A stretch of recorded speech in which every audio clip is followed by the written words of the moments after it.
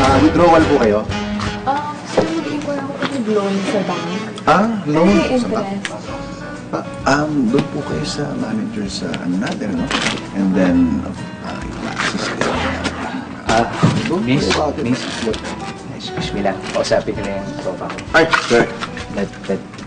Bakit? Sorry po. Sorry. Tol, kasi may napanaginipan ako kagabi. Kailangan kong sabihin sa'yo, importante to eh. Panaginip?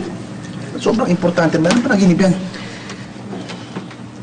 Na-hold up yung bangko. Tas kasama ka. Na-hold up bangko?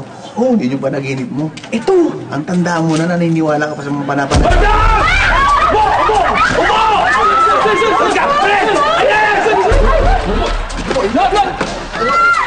Sandali lang po. Luluhod po.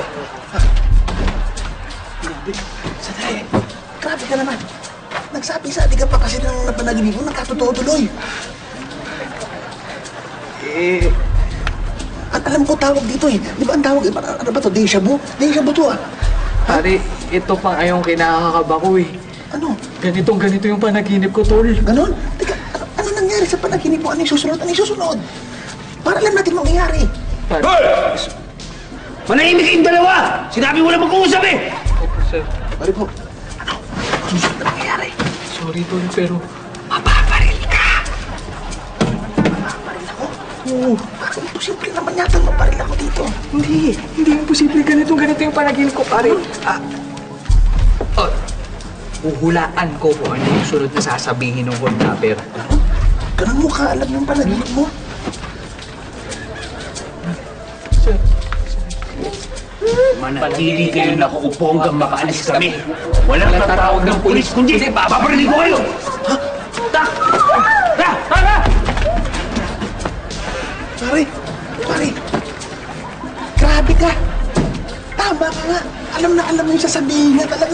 Talagang napanaginipan mo nga to. Pero, may mali ka pa rin panaginip. Hindi naman ako namatay eh. Buhay na buhay ako eh. Tol!